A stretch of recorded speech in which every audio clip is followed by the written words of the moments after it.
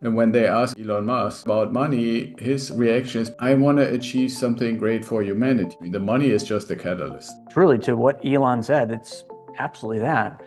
Money will never make somebody happy. If I gave you $10 million today, if you were miserable before you got the 10 million, you'd be miserable after. When you start understanding that money's a tool, everything changes because then you just start sharpening your tool. You start getting better at using it. The difference between me or anyone else, money, that tool is just the one I chose to get good at. If money makes that passion better or that purpose, more meaningful, then again, you have now crossed that bridge where now money is the tool. In being your own bank, that's exactly what we're talking about. We're talking about changing and framing how money is used. We've all been taught the same thing about money.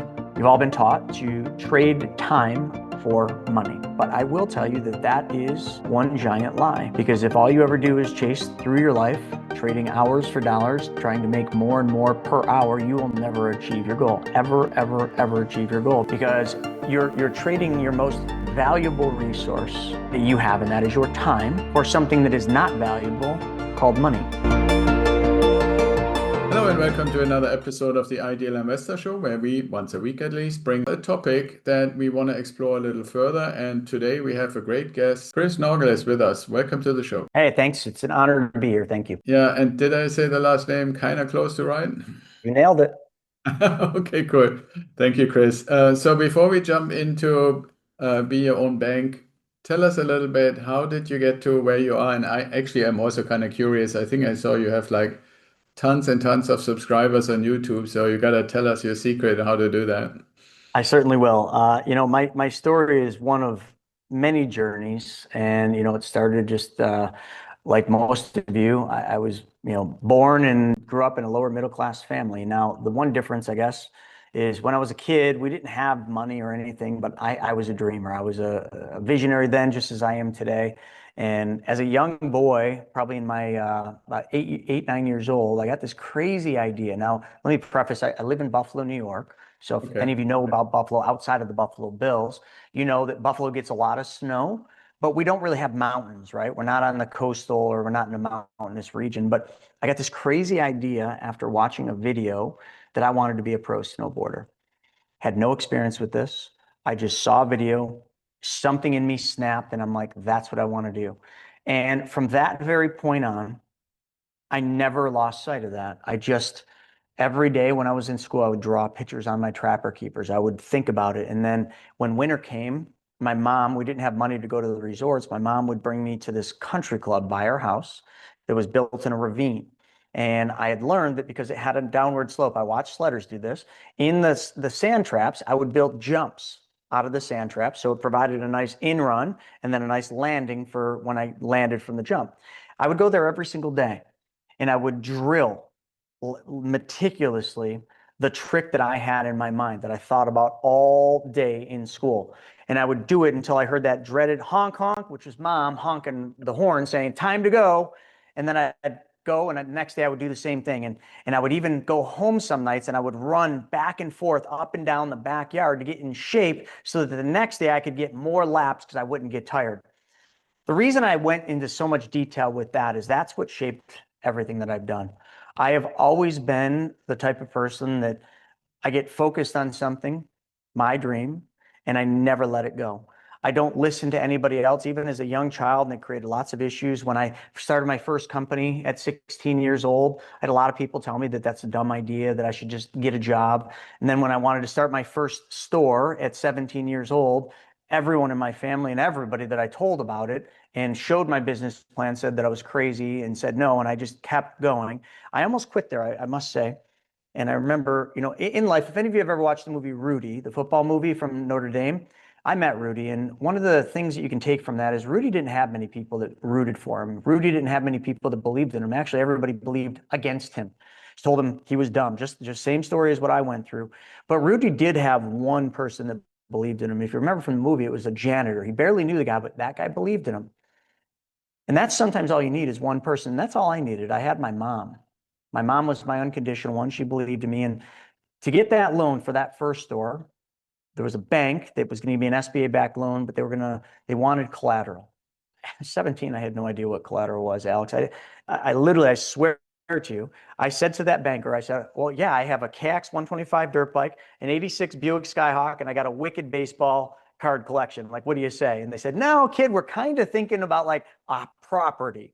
So when I Yeah. told my mom this, she said, well, what if we put our house, my mom said our, not my, our house up for collateral. I entered a whole new world in November of 1994 when Fat Man Board Shops opened its doors because I was 18 when it opened. If I failed, my mom lost her house. Just think about that. Imagine that pressure being put on you as a teenager when all your other friends are out there just doing all their stuff. You know what? School became different for me. I went to school not to just learn, so I got a diploma. I went to school to literally learn like a trade school. I went to college for 2 years at a community college, not highly educated from a school standpoint. And in college, every class I went in was a class that benefited my business, that I could learn and apply. And because of that, that taught me that throughout life, whatever it is I want to accomplish, whatever I want to do, I have to get in and I have to learn. And when I can't learn something, I'm not smart enough, I find somebody that is. The book Who Not How wasn't around then, but that's been my life. And that has taken me from not just a pro snowboarder to a snowboard shop owner, but also landed me in Wall Street for 16 years. Took me on the path of real estate investing, took me on the path to getting a TV show on HGTV in 2018, and led me right to where we are today, where I have, I swear, and I'm not making this up, I don't know how many companies I have today. 18 or 19. We keep opening new holding companies, but a lot of companies. I'm worth a lot, but I just started as a normal kid. And I never did anything different than any of you can, except for I believed in myself, I created, and I never listened to anybody else. Yeah, that's a wonderful story, and thank you for sharing that, Chris. I know that some people, but it's, I would also say, not common, that have an ability to very early on discover their passion and go after it. And then maybe the passion changes as they grow more mature and then they go after the next thing. But I also have to say, in my life experience, which has been a while, that's not the norm. So, do you have anything where you could say, okay, from your experience, becoming a business owner, becoming a successful person in sports and investing and so forth, if people that listen to us don't have this inherent passion that drives them without necessarily any kind of external thing, what would you say can they do to either discover it or, at least try out different things to find, okay, what is the thing that really gives me the energy to stick with something? A lot comes to my mind, Alex, but the first thing I would say is, what would you do for free? What would you do for the rest of your life, even if you never received a penny for doing it? Once you can answer that and answer that truthfully to yourself, staring at yourself in a mirror, I think you're pretty close to figuring it out. Your passion, you would do for free. Okay. So start there. But secondarily, I do something and I don't expect everybody to do this. I'm an early riser every morning. When I get up, I either ride my bike or I drive and I swim. And on the way, I listen to one of two different recordings, Earl Nightingale or Napoleon Hill. Okay. Every morning, I listen to them over and over again. So if any of you are struggling with mind blocks, with hesitation, with anything that you just mentioned, Alex, if you just listen to Earl Nightingale or Napoleon Hills on just YouTube, you will very quickly figure out what your worthy idea is. You will start to believe in yourself, which is the single most important thing. I think a lot of the reasons why, I mean, listen, like I often, when I do speeches across the country, I talk about the 5 and the 95%. There are only really two groupings of people that are determined one of two different ways. There are the 5%, which are the leaders. The 1% and the 5% are the same. And then there are the 95%. And my story was really telling you the story of the 5 versus the 95. Throughout my life, I've had a lot of people, family members, close friends, best friends tell me that what I was doing, I shouldn't do. It was stupid. This thing that I was investing in was a scam, blah, blah, blah, blah, blah. They would tell me all these things. And I just never listened to them. And sometimes I should have, but most of the time I was better off following my passion. what most people will do is they will listen to things like that throughout their life, and they will conform to someone else's belief, somebody else's failed dream, somebody else's failed reality, and they will leave their dreams behind because they got lured in, they conformed. And then the 5%, the difference is very simple. The 5% just create. They take the path less chosen, the path that nobody else follows, the difficult path, and it is difficult. You got to find that path. You got to realize you need to be the creator, the 5%er. And you might say, I'm not a creator. Yes, you are. We are all born with an innate ability to create. Our creator gave us that ability. And if you are not using it, that is a mindset issue that you need to overcome. Refer back to Earl Nightingale and Napoleon Hill. Those are the best resources I could ever tell anyone to do. Yeah, that's very good. And I mean, if you want to start somewhere, you can start selling encyclopedias or other stuff that these guys sold when they started, and all kinds of stuff. Now, I know this is a little bit off topic, but I can very much relate to having somebody very, very convinced, convicted almost within the family. So I want to ask you, when you have the opportunity, and I'm sure she's doing this when you're not there, but if you are sometimes together with your mom, what does she say about you now? She says a lot of beautiful things. She says, I'm just the greatest thing that ever happened to her. Okay. She says, I was the one thing that she did right in her life. Okay. What about your successes? Well, she loves them all, but I will tell you now, she's always believed in me, but my mom is also a worrywart to the nth degree. So no matter what I'm doing, she's always the one that's saying, why? My mom's famous words to me that I never listened to. Even her, my unconditional, there's many things I don't listen to her about. She always says to me, can't you just be content? When is enough enough? What is enough money for you? To which I always answer, and please let me unpack this before you judge me. There's never enough. It will never be enough. My mother, in her simple mind, can't comprehend that. She doesn't understand that. I understand that because money doesn't drive me. Okay. I'm not driven by money. I make a lot, but money has a very unique thing. It's a diminishing return. I don't know where it starts, 2 million, 3 million. And I know some of you are like, oh, I'm never going to make that. Well, if you believe you're never going to make that, then you never will. And Right. again, that goes back to Exactly. what I Yeah. started with, belief. If you believe you will, then you will. It is that simple, folks. You just need to tap into it. I'm not going to get woo-woo on you, but like I have a private foundation. And out of everything that I do, I enjoy all of it. But my biggest joy is giving. That is the single greatest thing that I find joy in. My wife and I, in our private foundation, to which we put a lot of money in every single year, and that which we give it all away. You have to, that's the rules. So when we put the money in the foundation, we already have a plan for who that money is going to go to. And it's always for a worthy cause that we believe in that's going to serve somebody else. And listen, folks, like in life, if you want to be successful, there's a universal law, and you all know it, but whether or not you tap into it or not is really up to you, and that is give.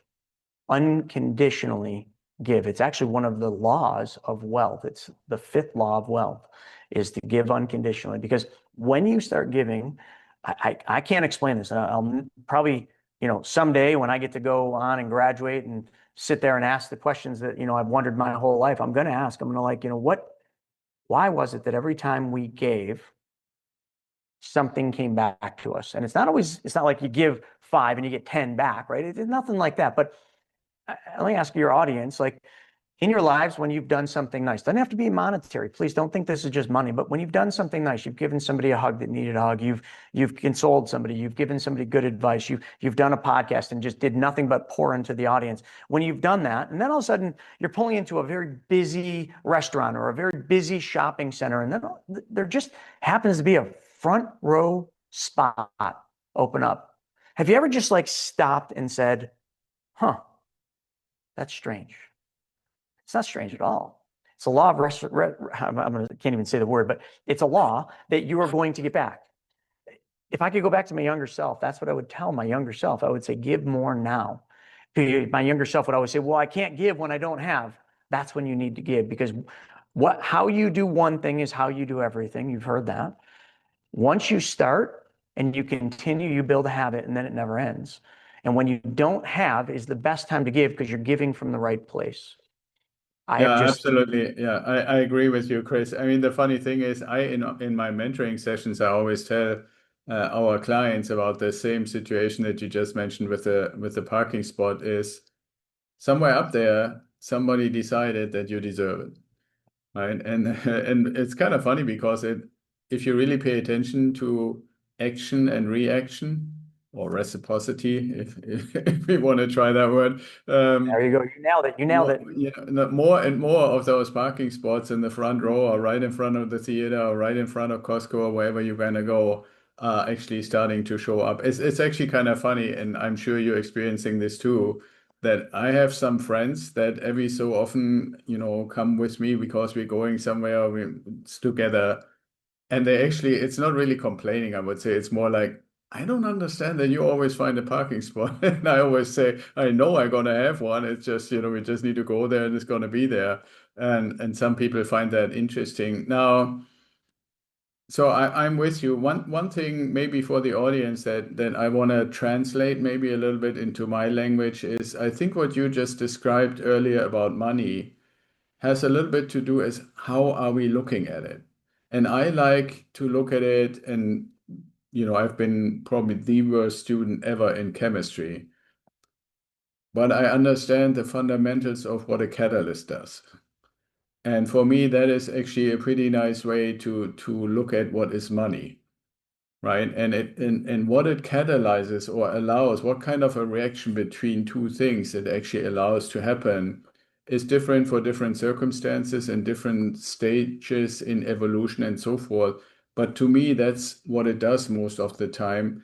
And that's why, and I'm very much with you it's my own situation, but I'm also looking up to people. One of them, and I know it's not very popular these days, is Elon Musk. And when they're asking him about money, his reaction is pretty much almost always the same to say, I want to achieve something great for humanity. That's what drives me. The money is just a catalyst. He doesn't use the word catalyst, but that's my translation. But that's how I look at it. And when we adopt it in that way, then it's not so much like most people are told it's a means to an end, right? It's more enabling a reaction, and the reactions can get bigger and bigger and bigger in all kinds of different ways. Now, we now somehow, in a kind of very gentle way, made our way to money, which begs the question, how and what is the core of be your own bank? Yeah, well, I'm glad we made it back to money. That is my space I've been in for Yeah. well over 20 years. But I do want to start by saying Elon Musk is one of my heroes. He's a bit quirky, a bit strange. Sometimes I wonder if he's actually human or alien. But what you mentioned about that, the catalyst, money is just a tool. Yeah. And at a certain point in time, all of you will come to that realization, or at least it is my wish to hope to believe that all of you will come to that. Because when you start understanding that money is a tool, everything changes, because then you just start sharpening your tool. You start getting better at using it. Now, I know at some point in time, all of you have used a shovel, and it's not exactly a sexy tool, but it's in almost every single garage in every household throughout America. But yet some people can use the shovel far better than others. And those people are just the people that realize that the shovel is their chosen tool to solve a specific problem that they are good at. Now, money is no different than the shovel, the rake, or whatever tool you want to pick. The difference between me or anyone else is money. That tool is just the one I chose to get good at. It is just the tool I chose to use. It is the tool that has enabled me to go out and do the things that I have done. And truly, to what Elon said, it's absolutely that. Money will never make somebody happy. Money will not make you happy.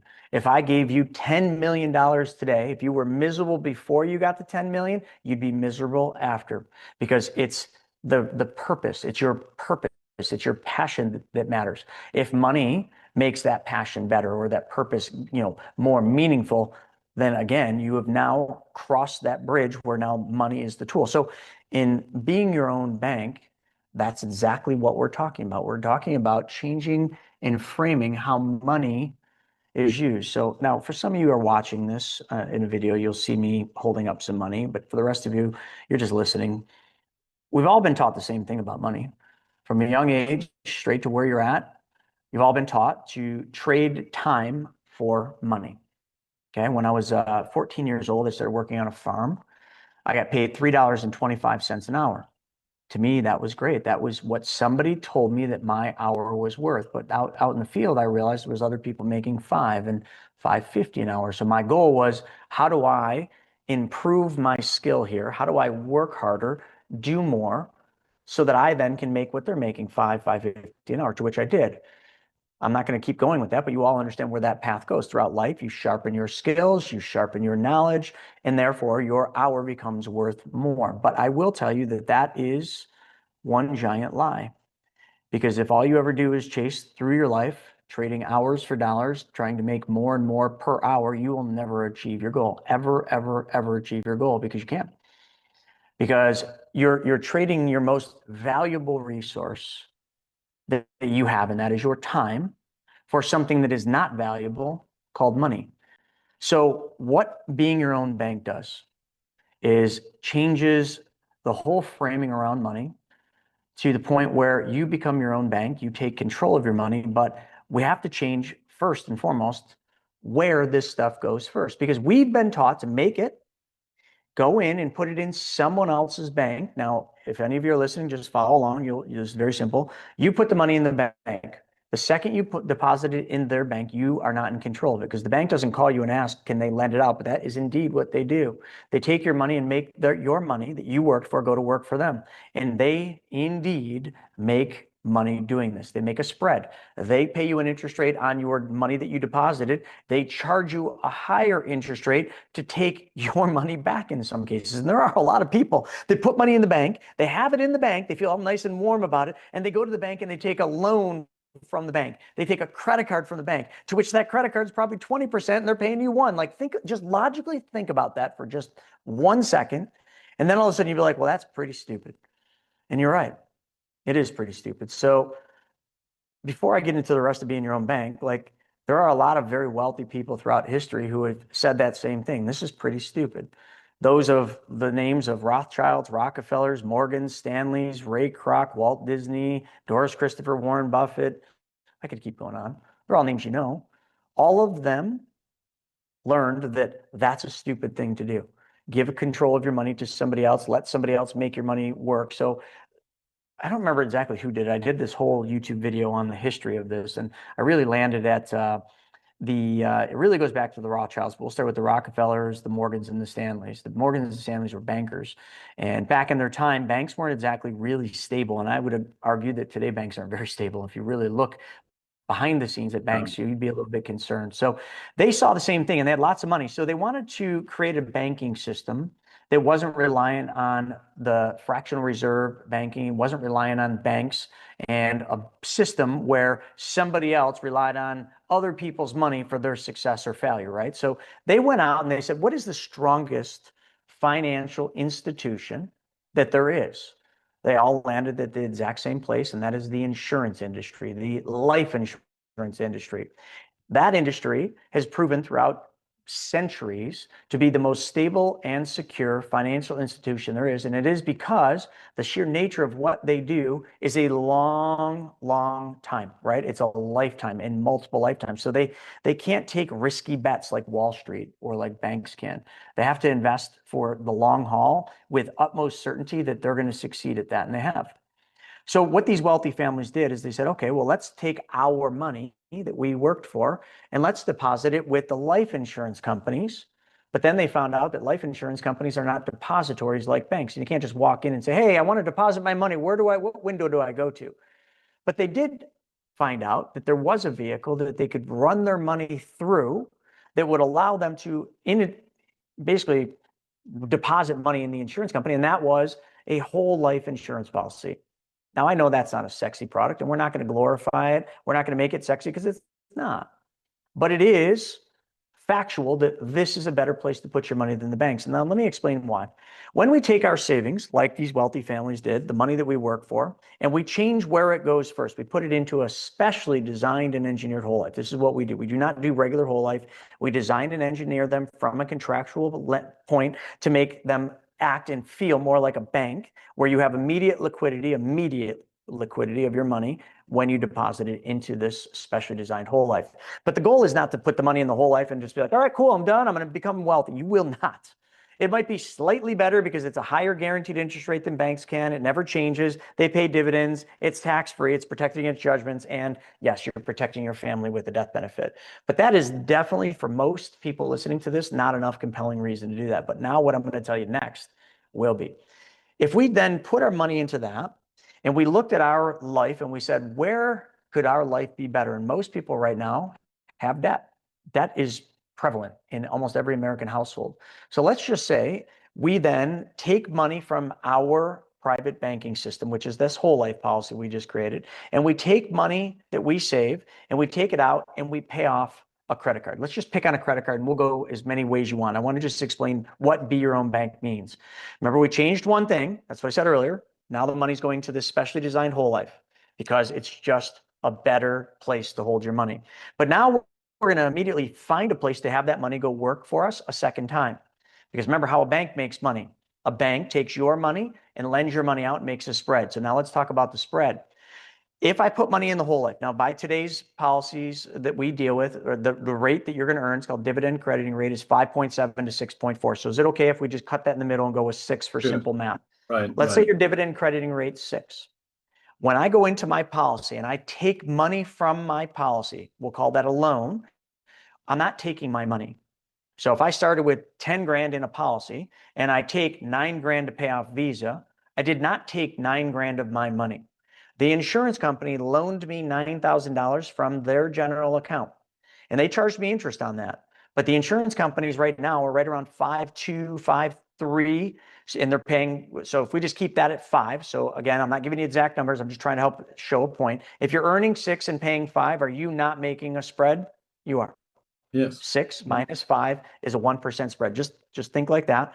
But the money that you took out wasn't yours. It was the insurance company giving you money from their general account. Actually, in how it really works is the insurance company actually just advances you part of your death benefit while you're living. So now you're using your death benefit while you're living. The insurance company is making profit by charging you interest on that money. But we take that 9 grand. So remember, we started with 10. We took 9 grand out right away, immediately in the first 30 days, and we paid off Visa. We paid somebody else's bank off. Visa was charging us 20%. And we were giving Visa $100 a month in an effort to pay them off. But we just paid them off with our savings. Now, in order to be your own bank, you have to be an honest banker and you have to think like a bank. And if you owned a bank, I guarantee you, you'd make deposits in your bank, not their bank. You'd make deposits in the bank with your name on it. When you needed money, you would take loans from your bank, not Bank of America or others. And when you took loans from your bank, you would make payments of principal and interest back to your bank, not their bank. So what did we just do? We started with our bank policy. We took a loan from our bank. We paid off their bank. We used to give their bank $100 a month. We no longer owe their bank $100. So now we're going to take the 100 we gave them. We're going to change the name from Visa to, we'll just say Alex, okay, whoever the policyholder is. Now that check every month goes back to your policy. Did your cash flow change? Nope. Did you have to work any harder or any longer to do this? Nope. Did you take on any risk? Absolutely no risk. But what did you just make? Well, remember, you were making a spread on the money, the 6 minus the 5. But we just paid off Visa. They were charging you 20, and now you're paying the same amount you paid Visa back to yourself. So are you not indeed recapturing 20% on your money? You are. Every one of those $100 repayments back to your bank instead of theirs is 20%. Okay? But now something also is happening. And this is one layer deeper. Every time that $100 goes into your policy, you have that $100 available to you. You lost no liquidity because you're in control of this. But that $100 repaid $100 to the insurance company. Your death benefit now is worth $100 more if you die. And every month that happens. 100 goes in, you get $100 to use, and your death benefit goes up. And it just keeps doing that. But every $100 you put in is also reducing the loan that the insurance company gave you. Therefore, they're charging you that 5% interest on a declining balance. Now remember, the 10 grand you put in the policy is still in the policy, earning uninterrupted compounding interest. So that has just been compounding up while you've been paying the debt down. While doing that, remember that 1% spread? That spread every month is getting bigger and bigger and bigger. Being your own bank is exactly what that explanation was. You're in full control of your money. You are earning money the same way a bank makes money. And the most important thing is you are playing into mathematics. It's not my opinion. It is not a concept. It is not a theory. This is simply mathematics. And that is being your own bank. And now we can do that with cars. We can do that with businesses, investments in our businesses, investments in real estate. Just go down the line. Anything that you would typically use a bank for, you can use your bank for.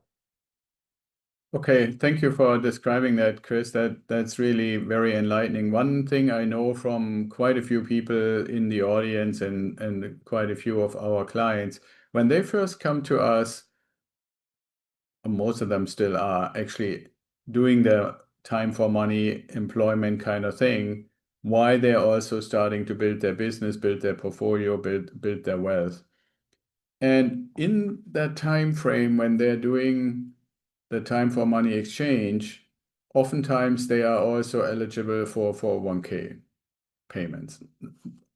We can debate maybe at another time how good or bad that idea is, but oftentimes if you want to get the money from the employer, not all of them, but quite a few of them give you basically the option, you do the plan that we have or you do nothing at all. The question that oftentimes comes up is there an instrument in this be your own bank universe where you can use anything that has accumulated in a 401k and put it into the whole life? That's a good question. And we don't even need to debate 401ks. As an advisor of 16 years, I used to set up 401k plans. So I don't believe in 401ks, but if you're getting a match, I think it would be financially irresponsible for anyone to not put into their 401k up to the amount of the match. Right. I can't give you free money. The system I just showed you isn't free money. A match for your commitment to that company is free money. So please, like, put in up to the match. But anything above and beyond that, then we could get into a debate. So can we use the money that we lock up in qualified retirement plans for this? The answer typically would just be no, is if I was going to do simple answer. However, because we have software that mathematically proves everything, we have been doing some unique things behind the scenes. And one of the things we just did this on a training, is somebody had a 401k. It was the only money they had. And they really wanted to do this because they had a bunch of debt. So I said to them, I said, well, hey, let's talk about this. You could take a loan from your 401k, 50,000 or 50%, whatever's greater. That's what most will allow. We could take a loan from your 401k, use that money that we just took from our qualified plan, pay off debt, do the same thing I just explained, the amount you were paying to the debt that you just paid off, and repay that back to the 401k. Now, the unique thing about a 401k is when you take a loan from it, the company or the third-party administrator is going to require you to make payments back to the 401k. You have to pay that loan back, otherwise it's taxable. But when you pay the loan, when you take that loan from your 401k, they're going to charge interest. And today, most of the 401ks are between 7 and 9%. That's a lot, right? But would it be a lot if that 7 to 9% you were getting charged on that 401k, if that money went back into your account? Well, no, well, that's different, right? So wait a second, when you take a 401k loan, the interest charged on that loan has to go back into your 401k account. So did you not, by taking a loan, just guarantee yourself a return? Kind of. Because whatever they charge you on the loan, that goes into your account. So if you're worried about where the markets are going to go, you're worried about the market, falling and the economy slowing and a recession, this is actually really smart. Take a loan from your 401k, pay off your debts, because those debts have high interest rates. Take the amount you were paying the debts and put it back into the 401k. So Alex, now let me get to your question. You could do that, and that is a very amazing strategy, okay, and one that I teach all the time. But because we created software called the Vault that shows the mathematics behind the infinite banking concept, being your own bank, what we did is we just had somebody say, well, why wouldn't I just take the loan from the 401k, dump it into the policy, take the loan from the policy, because you can get a high percentage of the money you put in the policy immediately, take the money from the policy like you just described, pay off the loans, okay, or the debts, take the money from the debts and roll it back into the policy, or split it, roll it into the policy and back to the 401k. So what we did is we took a scenario, $50,000 scenario, that somebody had high interest credit card debts, and we did exactly that. And we ran the mathematics, and here's what we found. In the first 3 years, you would have been better off doing it from the 401k. No ifs, ands, or buts. The math showed that clearly. You're better off. But after the 3rd year, because of the uninterrupted compounding interest on the money you put into the policy started to catch up and started to take over. And then for the rest of that person's life, that policy continued to pay you interest and dividends on that money that you used to pay off those debts that was in your 401k. So it just really depends on how you frame it. But in almost any single scenario, and we've done white papers on this, many white papers, you're better putting the money through the policy first. But you must understand there's a delayed gratification, because there is a cost for the policy. Make no two ways about it. There's a commission, there's policy service fees, and there's cost of insurance. Like these insurance companies, they've been around for hundreds of years because they make a lot of freaking money. But because of the most powerful thing in the financial world called called compounding interest, Albert Einstein said it. If we can take and learn uninterrupted compounding interest, meaning our money works for us 24/7, Alex, we could go back to our earlier discussion about our time being the most valuable resource, and trading time for money not being the way to get to wealth. What every wealthy individual knows is that the way to wealth and to stay wealthy is to have your money working for you. So back to your question about the 401k, putting it through the policy allows your money to work for you for the rest of your life. And it makes sure that every day you'll have more, or every day that goes by, you'll have more money the next day. That's compounding interest. So really, it just depends on the particular use case and the person. But mathematically, over time, it always works. Yeah, thank you for explaining that. And I want the audience to be aware of that. I know that you said the kind of diversion, so to speak, through high interest debt is something to consider. But I really want to make a distinction between investing and basically all the things that come with consumption, right? And in my experience, those kind of things with high interest credit cards, high interest car loans, or car loans in general, and all that kind of stuff is related to consumption. And I, both for the mentoring, but also for the community that we are trying to attract, is really to say, okay, we want to help you to invest now. Obviously, if you have made mistakes and those mistakes were on the side of consumption, okay, we need to look at that. But what I'm finding is actually a lot of people, at least in our area, that want to invest in residential real estate. Yeah, they may have a little bit, but for the most part, it's not so much existing debt. It's more like, how do we actually get to build the portfolio? And I think you showed a beautiful way on how to do this, and double and triple and quadruple dipping, so to speak, making the money work. That I think is really the most important thing. And I was reminded, I just want to kind of finish on that, is you mentioned in the beginning the story where you were at the bank and you were kind of trying to convince them that your bicycle is collateral, and then your mom said, no, we have to probably put our house on it. In a way, for any of those scenarios, when you were describing it, that's in a way the same thing, right? You're using your policy as collateral to do the things that you really want to do. And it's still working while it's sitting there as collateral. Like your mom, right? The house, you guys made it, the house is still there, it increased in value, and you were able to do all the things that made you successful. So beautiful. Now, you mentioned white papers and video channel and all kinds of things. How can people dip into this and learn more, and maybe Yeah. decide if they should start having at least part of their assets in their own bank? Well, back to what you said, it was brilliant the way you just put that. We started with debt because that's just low hanging fruit and easy for me to Right. explain it. But a lot of times, for your audience and for me, I don't have debt. I collect cars, so I have lots of cars, but all those cars are financed through my private banking. I own lots of real estate. All that real estate, except for a couple properties, are financed through my private banking system. So instead of me borrowing from a traditional bank, I borrow from my private banking system, that policy or policies, because I have many. And then we buy the property. We figure out what a bank would have charged us, and we find the lowest interest rate that a bank would charge, and we pay ourselves back exactly the same amount their bank would charge.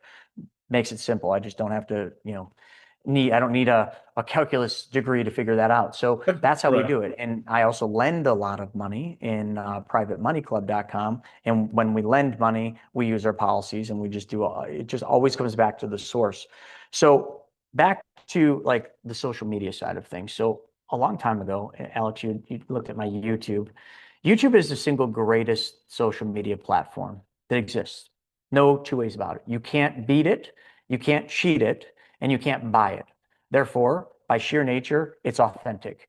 Instagram, Facebook, there's a bunch of gurus on there that buy their subscribers and they buy their following. And it's not hard once you figure out, like you can figure out who they are. But YouTube, you can't do that because when I first looked at YouTube, which was a long time ago, I saw something in it. I saw YouTube as a place that I went when I wanted to solve a problem, when I wanted to see how to do something. And I'm speaking to every one of you. You all use YouTube the same. It's evolving, but that's what we used it for. But I looked at YouTube differently. I said, you know what? When I was a kid, when we wanted to watch a good movie, there were really only two choices as a boy and a teenager. It was HBO and Cinemax. Remember that? There was Yeah, really yeah, only the two. yeah. But let's pick on HBO. HBO was the network, right? And then production houses like Universal, Pixar, Paramount, they would make motion picture movies, which they would spend a ton of money on making these movies. And then they would go to HBO and they would say, would you air my movie? Because they had the community, they had the platform. And HBO would air it and test it first, almost always. And if it did well, they'd play it more and more and more. Hence why we've all probably seen the same exact movies, is because they rated well, they did well when they first aired it. I looked at YouTube. So I'm giving advice on if anyone wants to buy YouTube, you really must understand what YouTube is. YouTube is a modern day HBO. Chris Naugle or any YouTube, producer, I'm going to call them. That's what we are. We are the producers. We make motion pictures. We make movies in our particular category that we're good at and things we know, like, and understand. Money's my space. So when I first came into it, I didn't come into it just doing like a phone. That was Facebook and Instagram, right? I came into it with, I have to invest in making really fun content that people watch. So I researched YouTube. What are the top channels in the financial space? I watched them. I understood why people watch because I started watching them. I'm like, this is really cool. I love this. And I'm like, I'm going to make movies that mimic what their movies were because I watched it for a reason and I started doing that. Now, my YouTube production, just so you all know, today costs $27,000 a month. I have full-time videographers and editing teams and script writers and all this stuff and elaborate, fancy studios. But when I first started, I started with one guy part-time who filmed me and edited videos. And it was a lot even then. It was like $5,000 a month. But that was 7 years ago. And I just kept putting it out. And this comes back to success in life and anything. You have to be consistent and persistent. And you have to push through even when you think enough is enough, even when you just almost can't do it anymore. I was paying for these videographers for these videos to go up in those early days, wondering, how am I going to get to the next month? I can't afford to keep doing this. But I kept going. And then all of a sudden, at a certain point, it just kind of happens overnight. You start getting a couple of leads. People start asking questions like, hey, how do I learn more? Hey, how do I get on a call? You start getting on calls. You start doing business. More comes in, more comes in. Then all of a sudden, you get yourself so busy. And this happens within a couple of years. So this is me posting every single day, 5 days a week for years and years and years. Then all of a sudden, a couple came in, then a couple more. And then all of a sudden, it was like the faucet opens. And all of a sudden, I couldn't even take the calls. So then I started having to create a sales team. And then so many came that I had to add onto that sales team. Eventually, I'm no longer taking the calls because the machine, my TV production studio, is producing so many people that want to watch my movies and learn what I do that now I have just leaned into it and pushed into it. And I just keep doing the same thing and we keep reinventing ourselves. Now we use AI and we use VO software to create super funny stuff. Because I always loved the movies back in the 80s, like Airplane and The Naked Gun, which they just remade. And I always remember, like, when you make somebody laugh, there's something really powerful about that. So how do you make people laugh when you're teaching them money? Well, you'd have to watch my YouTube channel to see how we do it, but it's working. And that's how I've built this entire thing. It was simply through sheer persistence and consistency. Yeah, thank you for sharing that. And everybody in the audience, I can highly recommend to go to Chris's YouTube channel.